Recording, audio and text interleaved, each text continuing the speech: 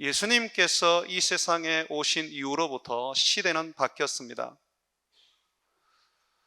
예수님이 오시기 전의 시대는 율법의 시대, 정죄의 시대라고 말할 수 있습니다.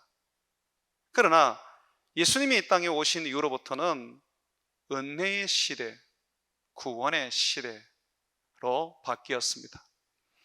이게 굉장히 중요한 이야기입니다.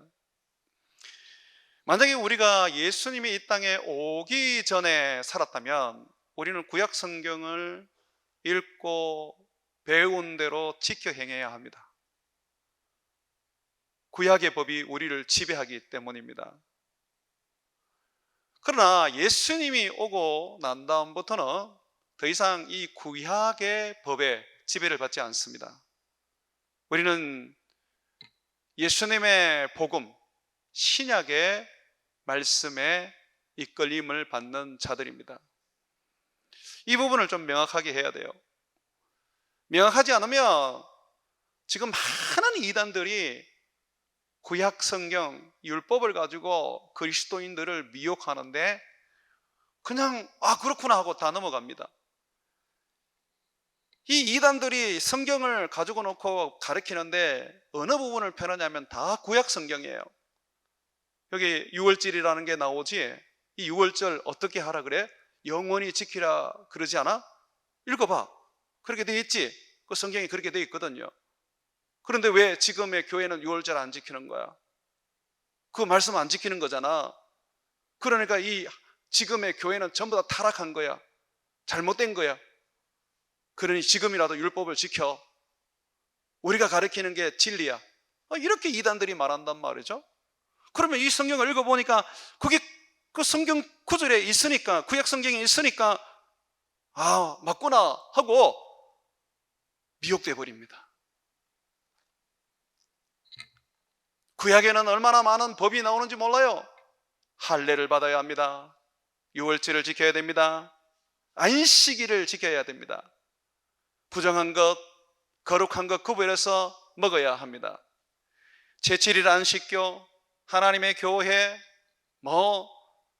또 신천지, 전부 다 보세요. 율법 갖다 놓고, 구약 율법 갖다 놓고 그거 지키라고 말하고 있습니다. 그런데 이제는 그런 시대가 아니에요. 우리가 안식일 지킵니까? 우리가 예배 드리는 날은 안식일이 아닙니다. 안식일은 금요일 저녁부터 토요일 저녁까지입니다. 우리가 예배 드리는 날은 주일입니다. 예수님이 부활한 날을 우리가 기념하는 주일 예배 드립니다. 여러분 중에 할례 받습니까? 여러분 중에 성경에 나오는 절기 지키세요? 유월절, 그리고 또 맥주 감사절, 또 초막절 이런 거 지키세요? 아무도 안 지킵니다. 왜 그러냐 하면요, 이제는 율법의 시대가 아니에요. 성령의 시대, 은혜의 시대라는 겁니다. 그것이 오늘 우리들에게 성경이 분명하게 말해주고 있습니다. 8장 1절 한번 보십시오. 그러므로 이제, 여기 보면 이제라는 게 뭐냐면 예수님이 이 땅에 오셔서 우리 죄를 위하여 죽으시고 부활하신 이후로부터를 말하는 겁니다. 예수님 시대 이후로부터를 말하는 겁니다. 그러므로 이제 그리스도 예수 안에 있는 자에게는 결코 정죄함이 없나니. 여기 보면 정죄함이 없다 그러죠. 정죄라는 것은 뭐냐면 법적인 용어입니다.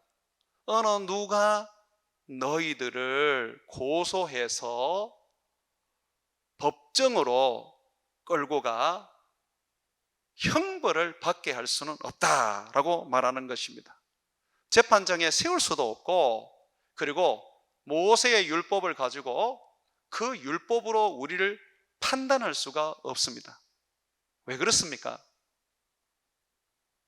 성경은 말하고 있습니다. 너희가 예수 안에 있으면 모든 죄 사함 받고 새 사람이 되었다.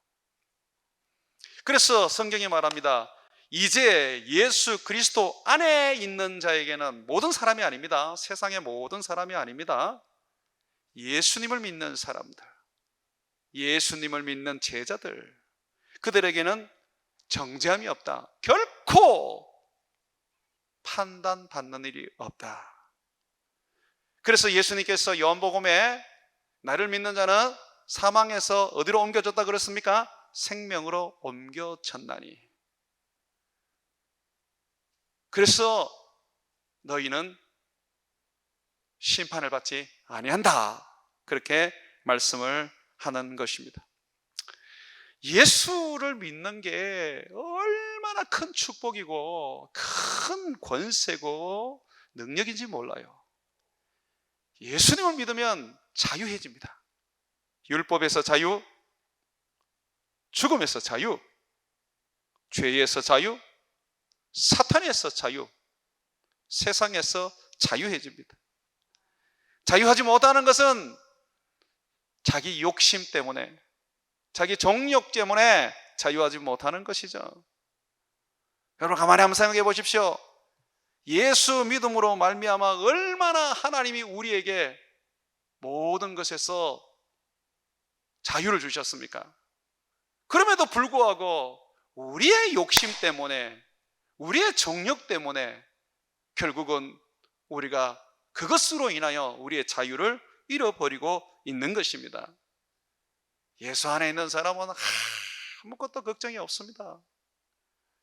그래서 우리는 예수로 충만해야 되는 거예요.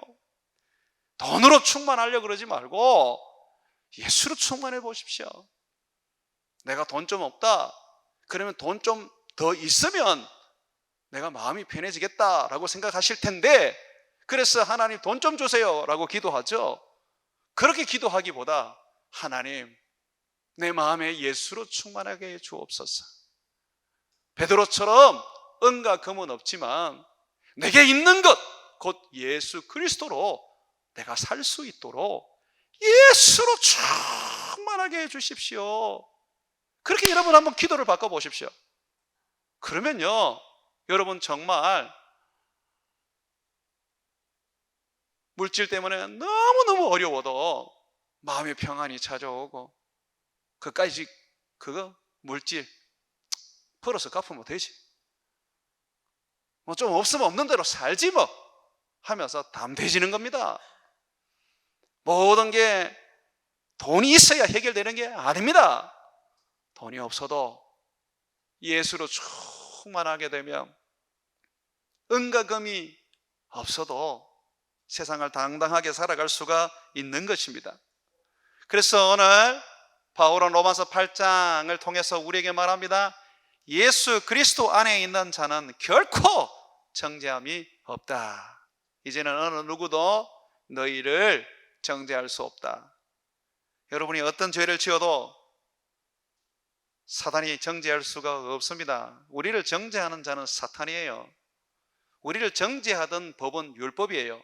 그런데 그 율법도 우리 앞에서는 무용지물이고 사탕도 아무런 의미가 없어요. 왜냐하면 예수 그리스도, 그를 믿는 자에게는 결코 정죄할 수가 없는 것입니다. 죄를 안 짓는다는 게 아닙니다. 여러분 우리 죄 짓습니다. 죄 지어도 사망에 이르지 않습니다. 왜? 정죄를 안 받기 때문에 그래요. 우리는 예수님의 이름으로 회개하면 주님이 다시 거룩하게 하시고 깨끗하게 해 주시는 겁니다. 왜 우리가 예수 안에 있기만 하면 정죄를 받지 않느냐? 왜 우리가 율법의 판단을 받지 않느냐? 그 2절에 보면 설명을 하고 있습니다. 이는 왜냐하면 예수 안에 있는 생명의 성령의 법이 죄와 사망의 법에서 너를 해방하였습니다. 예수 그리스도 안에 있는 한 법이 있고 예수 그리스도 밖에 있는 또 하나의 법이 있는데, 예수 그리스도 안에 있는 이 법, 믿는 자에게 주시는 이 법은 우리로 하여금 사망의 법, 죽음의 법, 죄의 법을 이기게 만듭니다. 8장 2절에서 말하는 죄와 사망의 법은 율법입니다. 로마서 7장을 여러분들이 읽어보시면 분명하게 그 내용을 받아들일 수가 있습니다. 죄와 사망의 법 할 때에 이 사망의 법이라는 것, 이 죄의 법이라는 것은 이 율법을 말합니다. 모세가 준 법입니다. 구약 성경이잖아요. 그런데 왜 이것을 죄와 사망의 법이라 그럴까요, 여러분? 바울이 너무 강하게 이 율법을 폄하하는 건 아닐까요? 왜 그러냐면 이 율법은 아무도 완벽하게 지켜 행할 수가 없습니다.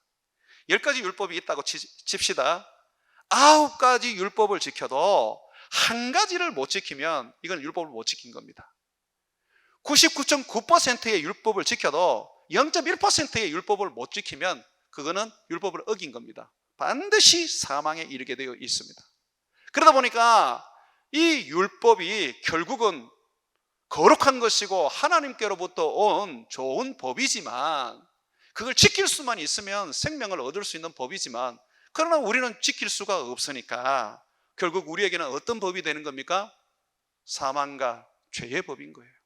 죄를 깨닫게 하는 법인 거예요. 죽음에 이르게 하는 법인 거예요. 그래서 바울은 말하기를 율법이 없었다면 죄도 없는 거다. 도대체 뭘 가지고 이게 죄다, 이게 죄가 아니다 라고 말할 수 있느냐? 그게 바로 율법 아니냐라고 말하는 겁니다. 여러분, 이 죄와 이 사망의 이 법인 율법 아래 있는 자들은 두 가지 선택밖에 못합니다.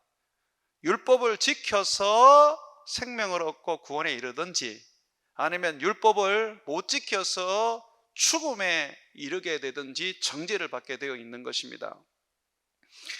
그러나 사람들은 누구도 이 율법으로 구원을 얻을 수가 없고 생명을 얻을 수 없습니다. 그러면 어떻게 해야 돼요? 율법에서 벗어나야 되는 거죠. 여러분, 이 율법에서 벗어나려면 어떻게 해야 됩니까? 율법에서 벗어나려면요, 이 율법을 끝을 내야 됩니다. 율법을 끝을 내야 되는데, 이 율법을 끝을 내기 위해서 예수님이 오신 겁니다.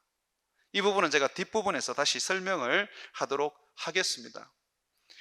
만약에 내가 결혼을 했어요. 결혼을 하면 남자든 여자든 상대방에게 속박이 되게 되어 있습니다. 결혼은 자유를 주는 게 아닙니다. 결혼은 속박을 주는 겁니다. 그래서 결혼했는 사람들은 반드시 배우자를 기쁘게 하고 배우자를 위해서 자기의 삶을 절제를 해야 합니다. 그렇지 않으면 그건 죄인 거예요. 그게 율법입니다. 그게 하나님의 결혼의 이 원칙입니다.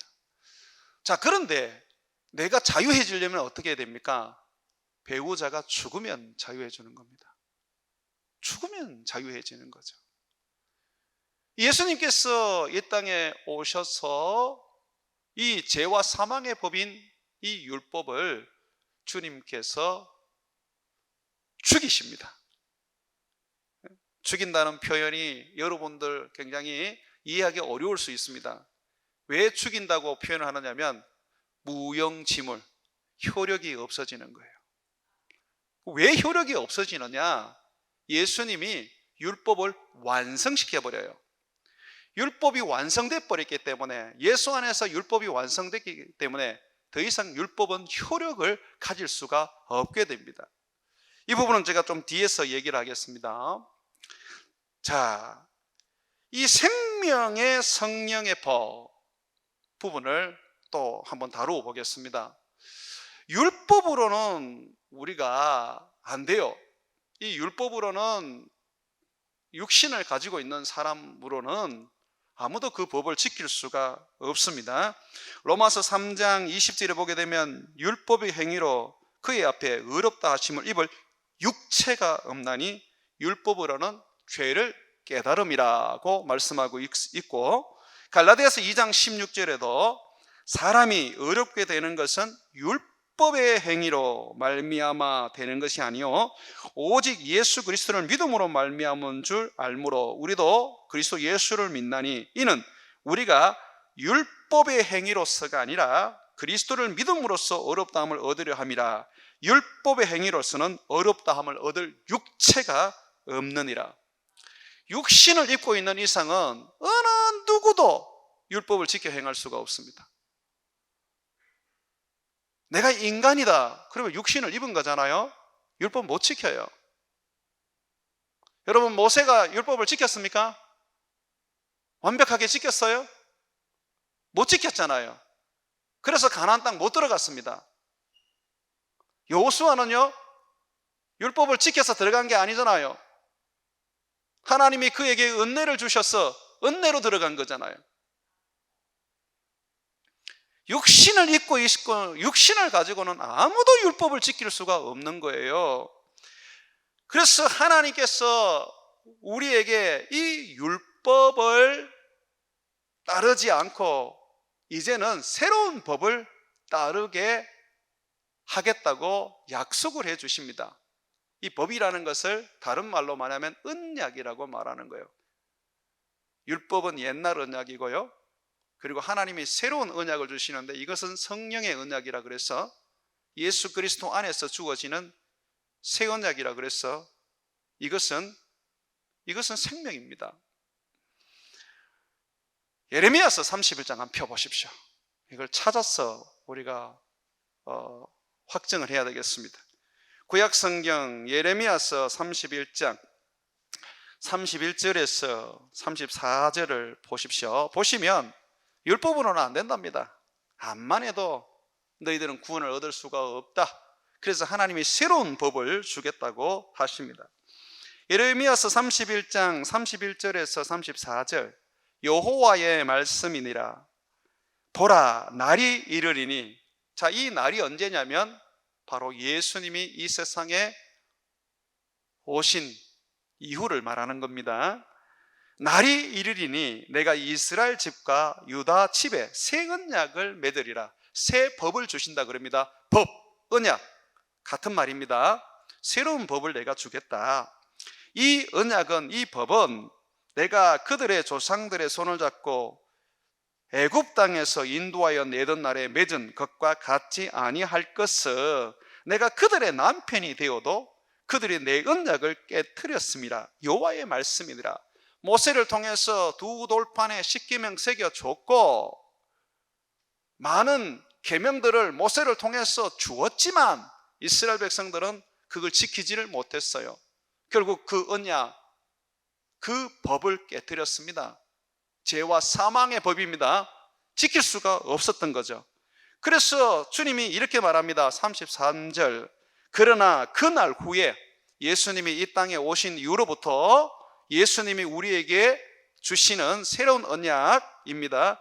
내가 이스라엘 집과 맺을 언약은 이러하니 곧 내가 나의 법을 그들의 속에 두며 우리 마음에 두신대요. 우리 영혼에 두신대요. 그들의 마음에 기록하여 나는 그들의 하나님이 되고 그들은 내 백성이 될 것이라. 여호와의 말씀이라. 모세에게 두 돌판에 십계명을 새겨서 준 것처럼 이제는 그렇게 언약을 내가 주지 않겠다. 내가 내 말씀을 너희 마음에 새기겠다라고 말하고 있습니다. 마음에 어떻게 새긴단 말이에요, 여러분? 그래서 에스겔서 36장에 보게 되면 우리 마음에 성령을 둔다 그랬어요. 여러분, 지금 우리 마음에 하나님의 법을 새기는 것은요, 성령을 우리 속에 넣겠다는 것입니다. 그래서 그때는요, 가르칠 사람이 필요 없어요. 성령이 가르치니까. 이 34절 봅니다. 그들이 다시는 각기 이웃과 형제를 가르쳐 이르기를 너는 여호와를 알라 하지 아니하리니. 서로 가르칠 필요가 없대요. 부모가 자식에게 가르칠 필요가 없대요. 랍비도 필요가 없답니다. 이는 작은 자로부터 큰 자까지 다 나를 알기 때문이다. 이 어린아이부터 노인까지 다 나를 안답니다. 어떻게 그런 일이 있을 수 있습니까? 성령이 우리에게 부어지면 자녀들은 예언할 것이요, 청년들은 환상을 보고 늙은이들은 꿈을 꾸게 되는 것입니다. 지금 성령을 약속하시는 거예요. 또 보십시오. 이 성령이 임하면 내가 그들의 악행을 사하고 다시는 그 죄를 기억하지 아니하리라. 여호와의 말씀이니라. 이 성령이 임하는 날은요, 성령이 우리의 모든 죄를 사하고 깨끗하게 합니다. 그래서 성령을 가지고 있는 사람, 이 사람은요 결코 정죄함이 없는 거예요. 왜냐하면 그 성령은 생명의 성령의 법이기 때문에, 이 성령이 내 안에 있을 때에 나는 결코 죄와 사망의 법에 매여 있지 아니하고 해방되어 자유를 누리게 됩니다. 예수님은 이 부분을 이렇게 쉽게 설명을 해줍니다. 요한복음 14장 26절입니다. 보혜사 곧 아버지께서 내 이름으로 보내실 성령, 그가 너희에게 모든 것을 가르치고 내가 너희에게 말한 모든 것을 생각나게 하리라. 성령이 오시면요, 성령께서 내 마음에 말씀을 새겨주시고 그 말씀을 다시 생각나게 하시고 그 말씀을 가르치십니다. 성령, 그가 내 안에 계시게 될 때 우리는 그 성령으로 말미암아 하나님의 뜻을 이루게 되고 하나님이 원하는 영화로운 삶을 살 수 있게 되는 것입니다. 그래서 로마서 8장 2절에 말하고 있는 겁니다.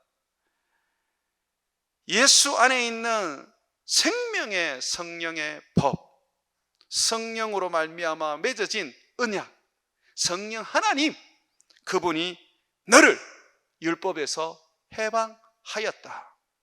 그러므로 너희는 더 이상 안식일을 지킬 필요도 없고 유월절을 지킬 필요도 없고 구약의 그 율법에 매여서 이것도 하고 저것도 할 필요가 없다라고 가르치는 것입니다. 그렇지만 우리는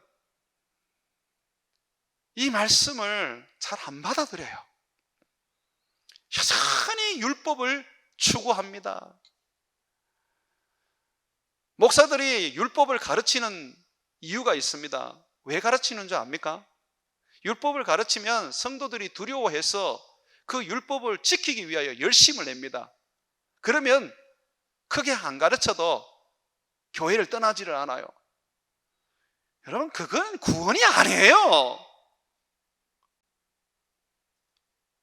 이슬람 사람들이 자기들의 율법을 지키기 위해서 스스로 목숨을 끊는, 다른 사람을 죽이는 테러를 하는 가 다를 게 뭐가 있습니까? 우리는 율법을 따르는 게 아닙니다. 예수님께서는 이 땅에 오셔서 우리에게 성령을 주셔서 성령을 따르게 하셨습니다.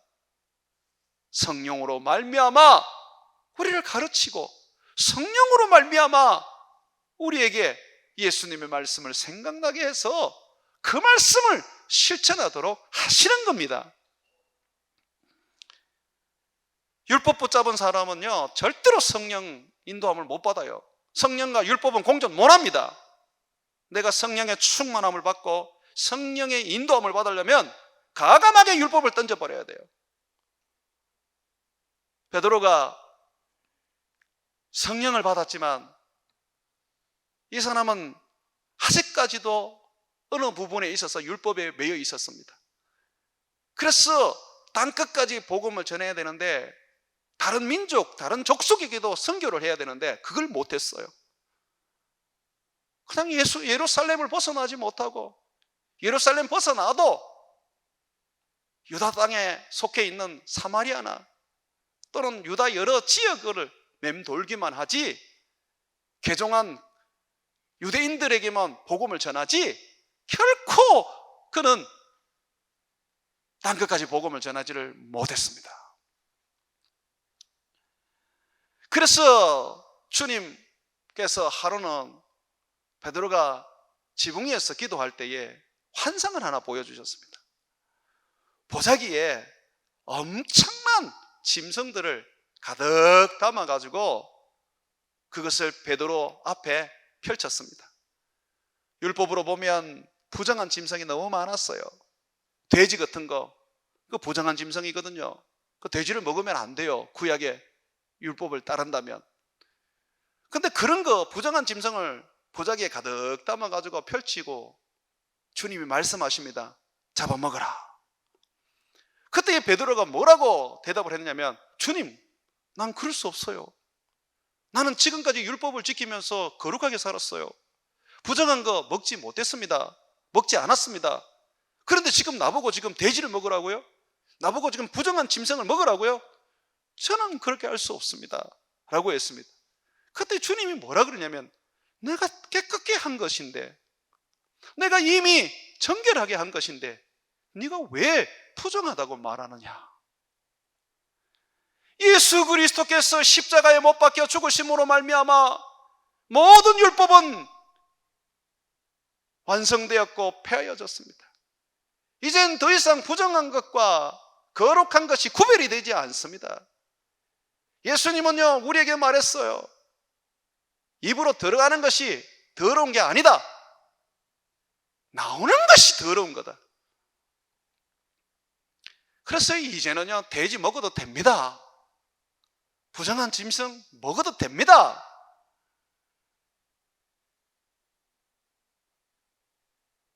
무덤 만쳐도 됩니다.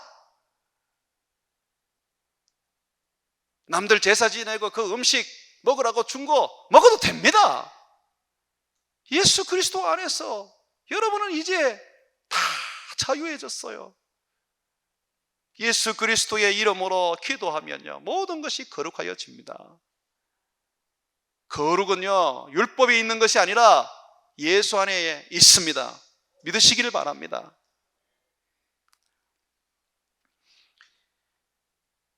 예수님께서 우리를 율법에서 해방하셨습니다. 그래서 이제 성령의 법을 따르게 하십니다. 우리 안에 성령을 주셨거든요. 율법이 우리를 구원하지 못하는 것은 앞에서 설명한 것처럼 우리가 육신을 가지고 있기 때문에 그렇습니다. 예수님은 이 육신을 가지고 있는 우리가 율법을 지키지 못하자 예수님을 통해서 율법을 주님이 완성을 시키시고 폐하여 버리셨습니다. 3절 한번 보십시오. 로마서 8장 3절입니다. 율법이 육신으로 말미암아 연약하여 할 수 없는 그것. 육신이 연약하기 때문에 율법을 못 지킵니다. 그래서 그것을 하나님이 이제 어떻게 하셨다 그럽니까? 곧 죄로 말미암아 자기 아들을 죄 있는 육신의 모양으로 보내사 육신의 죄를 정하여 율법에 따라 죽게 하셨다라고 말하고 있습니다. 예수님이 왜 죽은지 압니까? 율법을 따라서 죽으신 거예요. 율법을 이루시기 위해서 죽으신 거예요. 갈라디아서 3장 13절에 보게 되면 그리스도께서 우리를 위하여 저주를 받은 바 되사 율법의 저주에서 우리를 혹 속량하셨으니 기록된 바 모세의 율법에 따르면 나무에 달린 자마다 저주 아래에 있는 자라 하였습니다. 자, 예수님의 십자가는 율법에 따르면 저주입니다. 맞습니까?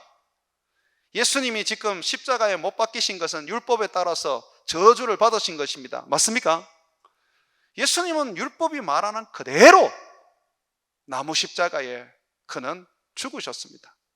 우리의 저주를 지고 우리의 죄를 지고 율법을 따라서 정죄받아 죽으셨습니다. 예수님이 죄를 지어서 정죄받은 게 아니에요. 우리의 죄 때문에 그가 정죄받아 죽으신 것입니다. 자, 이 예수님께서 죽으실 때에 뭐라 그러셨어요? 요한복음 19장 30절에 예수께서 신포도주를 받으신 후에 이르시되 다 이루었다 하시고 머리를 숙이니 영혼이 떠나가시니라. 예수님이 죽으실 때에 하신 말입니다. 다 이루었다. 내가 율법의 요구를 다 이루었다.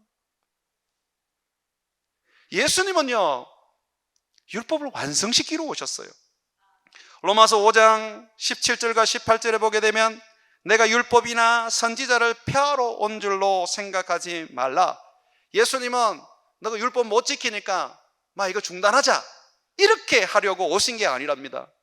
하나님이 주신 법, 그게 율법이지 않습니까? 모세를 통해서 주신 거, 그건 중단될 수 없어요. 그 율법을 이루어야 돼요. 예수님께서 그래서 이렇게 말합니다. 진실로 너희에게 이르노니 천지가 없어지기 전에는 율법이 1.1획도 결코 없어지지 아니하고 어떻게 해요? 다 이루리라. 다시 17절 보십시오. 마태복음 5장 17절에 보게 되면 내가 율법이나 선지자를 폐하러 온 줄로 생각하지 말라. 폐하러 온 것이 아니라 완전하게 하려 함이라. 예수님의 십자가에서 저주를 받았으므로 율법의 그 가르침대로 그가 저주를 받음으로 말미암아서 율법을 완성시켰습니다. 율법의 요구를 이루어 주셨습니다. 그래서 예수님은요 죽으신 거예요. 예수님의 죽음으로 말미암아 율법은 완성되었고 더 이상 그 율법은 이제 효력을 발생할 필요가 없게 되었습니다. 예수님이 다 이루었기 때문에요. 예수님이 다 이루었는데 뭘 내가 또 이루겠다고 달라드는지 모르겠어요. 그렇게 가르치는 이단들이나 그렇게 가르치는 목사들을 추종하는 많은 그리스도인들을 제가 봅니다. 그리스도를 욕되게 하는 겁니다. 율법을 지켜 행할 수 있을 것 같으면 예수님이 오실 필요가 없잖아요. 우리가 율법을 지키지 못하고 결국 율법대로 죽게 되니까, 율법이 죄와 사망의 법이 되어서 나를 죽게 만드니까 예수님이 오셔서 대신 우리의 죄를 지고 율법의 요구대로 죽으신 겁니다. 여러분, 예수와 함께 죽으심을 믿습니까? 그러면 내가 죽었어요. 죽었다면 이제 어떻습니까? 이 율법에 대해서 이제 자유해진 거예요. 죽으면 끝나는 거잖아요. 어른들 그런 얘기 안 합니까? 병들었을 때 아유 죽으면 편하지, 더 이상 세상에 대해서 내가 그냥 아무것도 안 해도 되잖아. 죽으면 편하지. 죽으면 이 세상은 끝나는 겁니다. 그와 같이 죽으면 율법에서 끝나는 거예요. 여러분들은 예수 그리스도와 함께 죽었습니다. 이제 그러므로 여러분들은 율법 세대가 아닙니다. 율법에 속한 자가 아닙니다. 그런데도 불구하고 율법 아래에 살겠다고 하는 사람들이 있어요. 우리 베델로 교회 성도들은 그런 인생 살지 않기를 주의 이름으로 축원드립니다. 신약 성경도 한번 제대로 못 읽으셔 놓고 먼 구약의 모세의 율법을 그걸 읽는다고, 그걸 읽었으면 무슨 유익이 있습니까? 복음을 알아야지 구약 성경을 읽어도 이해가 됩니다. 그러니까 복음을 모르니까 그냥 구약 성경 그 문자적으로 그냥 지키려고 그러고 그게 구원인 줄 알고 늘 머릿속에 그냥 혼란이 있는 거예요. 이상하다. 예수님 믿으면 구원 얻는다 그랬는데, 예수 믿으면 제사함 받는다 그랬는데, 예수님 믿으면 내가 거룩하다 그랬는데, 그런데 또 이 율법도 지켜야 되고 내가 왜 그렇게 해야 되지? 성경에 그렇게 되어 있으니까 그렇게 해야 되겠다. 이해도 안 되면서 그냥 막 따라간단 말이죠. 잘못된 겁니다. 구약의 법은 이미 완성됐습니다. 예수님이 십자가로 다 이루었습니다. 여러분, 예수님이, 성경은 누구에 대한 이야기라 그랬습니까? 구약 성경이거든요. 이 구약 성경은 누구에 대한 이야기라 그랬어요? 예수님에 관한 이야기예요. 나에 관한 책이 아닌 거예요. 예수님이 죽으심으로 말미암아 다 이루어진 겁니다. 그렇다면 이제 우리가 자유해요. 자, 자유하면 방종해도 됩니까? 내 마음대로 막 살아도 됩니까? 바울이 그걸 걱정했어요. 한번 찾아봅시다. 갈라디아서 5장 펴보세요. 갈라디아서 5장 1절. 자, 갈라디아서 5장 1절 한번 읽어봅니다. 시작. 그리스도께서 우리를 자유롭게 하려고 자유를 주셨으니 그러므로 굳건하게 서서 다시는 종의 멍에를 매지 마라. 이 종의 멍에가 율법입니다. 율법을 매지 마라 그럽니다. 자, 그러면 내가 율법을 안 지키면 내가 방종하는 삶을 내 마음대로 살면 되나? 13절에 보십시오. 13절 우리 읽습니다. 시작. 형제들아, 너희가 자유를 위하여 부르심을 입었으나 그러나 그 자유로 육체의 기회를 삼지 말고 오직 사랑으로 서로 종노릇하라. 온 율법이 내 이웃 사랑하기를 내 자신같이 하라 하신 말씀에서 이루어졌나니 만일 서로 물고 먹으면 피차 멸망할까 조심하라. 뭐라 그래요? 사랑으로 종노릇하라 그래요. 사랑하라 그래요. 사랑하라 그래요. 내가 율법에 대해서 자유하다 그랬어. 내가 안식일도 안 지켜도 되고 유월절도 안 지켜도 되고 할례도 안 받아도 되고 절기도 안 지켜도 되고 거룩한 짐승이 아닌 부정한 짐승을 먹어도 된다고 해서 내 마음대로 살아서는 안 됩니다. 성경은 우리에게 말합니다. 오직 사랑으로 서로 종처럼 섬겨라. 이 종처럼 섬겨라고 할 뿐만 아니라 우리가 그렇게 종처럼 서로 사랑으로 섬길 수 있게 하기 위해서는 이제는 새로운 법, 생명과 성령의 법을 따라야 합니다. 16절 말씀 한번 같이 읽습니다. 갈라디아서 5장 16절 시작. 내가 이르노니 너희는 성령을 따라 행하라. 그러면 육체의 욕심을 이루지 아니하리라. 내가 율법에서 자유롭다 해서 살인해도 되고 간음해도 되고 도둑질해도 되는 게 아닙니다. 이제는 율법이 무서워서 살아가는 인생이 아닙니다. 이제는 우리는 그리스도 예수 안에서 새로운 피조물이 되었고 성령의 사람으로 우리는 거듭났기 때문에 이제는 성령을 따르는 거예요. 율법이 아니라 성령을 따르는 거예요. 성령께서 내 안에서 역사하시는 거예요. 그리스도의 말씀을 생각나게 하고 그리스도의 말씀을 가르치시고 그리스도의 말씀을 따르게 요구하시는 거예요. 그래서 말합니다. 너희가 성령을 따라 행하게 되면 육체의 욕심을 이루지 아니하리라. 성령을 따라 살아라.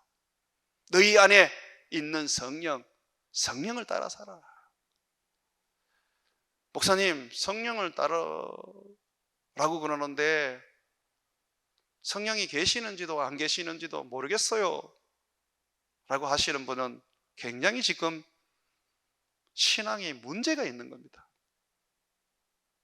그동안 예수를 이상하게 믿으신 거고 말씀을 못 배우신 겁니다. 로마서 8장으로 다시 한번 가보십시오. 로마서 8장으로 가면요 9절 10절 말씀 같이 읽겠습니다. 로마서 8장 9절 10절 읽습니다. 시작. 만일 너희 속에 하나님의 영이 거하시면 너희가 육신에 있지 아니하고 영에 있나니 누구든지 그리스도의 영이 없으면 그리스도의 사람이 아니라 또 그리스도께서 너희 안에 계시면 몸은 죄로 말미암아 죽은 것이나 영은 의로 말미암아 살아있는 것이니라. 여기 보세요. 성령이 없으면 그리스도의 사람이 아니에요. 그리스도의 사람이 아니라는 것은 예수 믿는 사람 아니라는 거예요. 구원 못 얻었다는 거예요. 성령이 있어야 돼요. 성령이 예수를 진심으로 믿고 나의 하나님, 나의 그리스도, 나의 주인으로 영접할 때 반드시 성령이 임합니다. 하나님을 아빠 아버지라 부르고 예수님을 나의 주인이라고 부르는 것은요 성령이 아니고는 안 돼요. 방언 못해도 괜찮아요. 환상 못 봐도 상관없어요. 내가 예수님을 사랑하고 예수님을 나의 주인으로 분명하게 시인한다면 그 사람은 성령을 받은 사람입니다. 그게 증거입니다. 그러면 성령이 내 안에 계세요. 이 성령 하나님이 내 안에 계신단 말이죠. 이 성령 하나님이 내 안에서 뭐 합니까? 내 안에 그냥 가만히 소리 없이 그냥 있으려고 오셨어요? 잠자려고 오신 거예요? 아니죠. 나를 돕는 분, 보혜사라는 것은 나를 돕는 분이잖아요. 성령이 내 안에 계신 것은 나를 이끌기 위한 것이고 나를 가르치기 위한 것이고 나로 하여금 거룩한 삶을 살도록 능력 주시기 위한 거 아닙니까?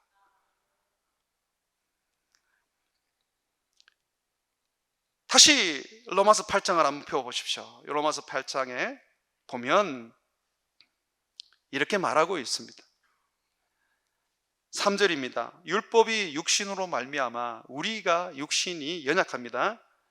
육신으로 말미암아 연약하여 할 수 없는 그것을 하나님은 하셨는데 어떻게 하셨느냐? 곧 죄로 말미암아 자기 아들을 죄 있는 육신의 모양으로 보내서 육신의 죄를 정하사 십자가에 못 박혀 죽게 하심으로 율법을 완성시키시고 부활하여 성철하심으로 그가 우리에게 성령을 주어 이제는 예수 그리스도와 함께 죽고 다시 살아나는 자들은 성령을 받아 성령으로 살게 하심이라. 그래서 4절에 이렇게 말합니다. 육신을 따르지 않고 이제는 그 영을 따라 성령을 따라 행하는 우리에게 율법의 요구가 이루어지게 하려 하심이라. 우리가 이 성령을 따라 행하면 살인하지 않습니다. 성령을 따라 행하면요 간음하지 않습니다. 왜 예수 믿는 사람들이 간음합니까? 왜 예수 믿는 사람이 거짓말합니까? 왜 예수 믿는 사람들이 도둑질합니까? 성령을 따라 살지 않아서 그렇잖아요.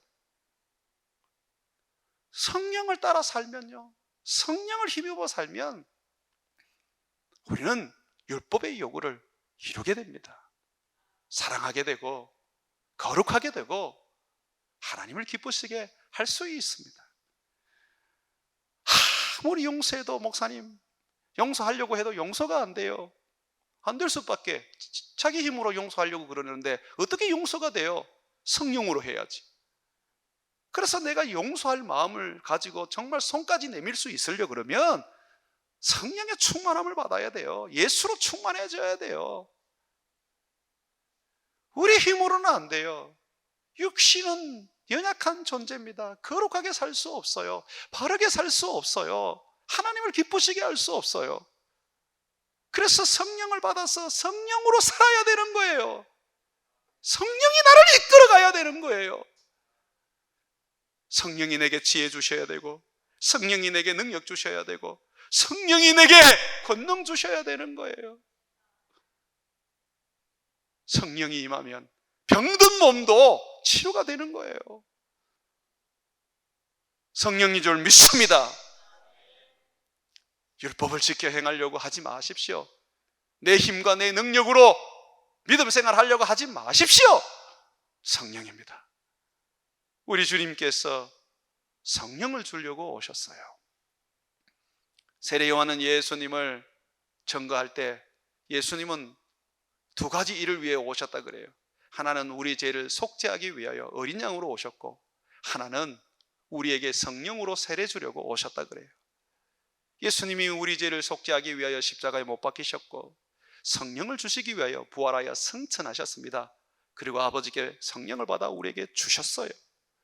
그러므로 예수 그리스도의 십자가만 붙잡고 살지 말고 예수 그리스도께서 주신 성령, 그분을 힘입어 사시기를 바랍니다. 성령은 그리스도의 영입니다. 그분으로 내가 충만해지면 예수로 충만해지는 거예요. 예수로 충만해지면요 내가요 율법 아래에 있지 않습니다. 사랑하고 우리 주님이 우리에게 명령하신 것을 온전히 순종할 수 있어요. 성경의 말씀을 읽을 때마다 나는 이걸 지킬 수가 없어, 이걸 어떻게 지켜? 라고 하는 사람 성령 구해보셨어요? 성령 충만히 받아봤어요? 성령을 받고 성령에 충만하여지면 지킬 수밖에 없어요. 그래서 바울은요 항상 성령을 요구했습니다. 기도할 때도 성령으로 기도해라. 전도할 때도 성령으로 전도해라. 사랑할 때도 성령으로 사랑해라. 너희 힘으로는 안 돼. 너희 육신은 연약해서 안 돼. 성령을 받아야 돼. 어느 정도 사랑할 수 있고 어느 정도 이해할 수 있고 어느 정도 헌신을 할 수 있지만 하나님이 원하는 수준은 우리가 도달할 수가 없어요. 그러나 우리가 성령을 성령을 힘입게 되면 할 수가 있습니다. 사랑하는 여러분, 그리스도의 제자는 율법을 따라 사는 게 아닙니다. 성령을 따라 사는 것입니다. 분명히 예레미야를 통해서 하나님이 말씀하셨잖아요. 너희는 너희들 서로에게 하나님을 알라고 말할 필요 없다. 어린아이부터 늙으니까 다 나를 알게 될 것이다. 성령이 알게 하십니다. 성령이 깨닫게 하십니다.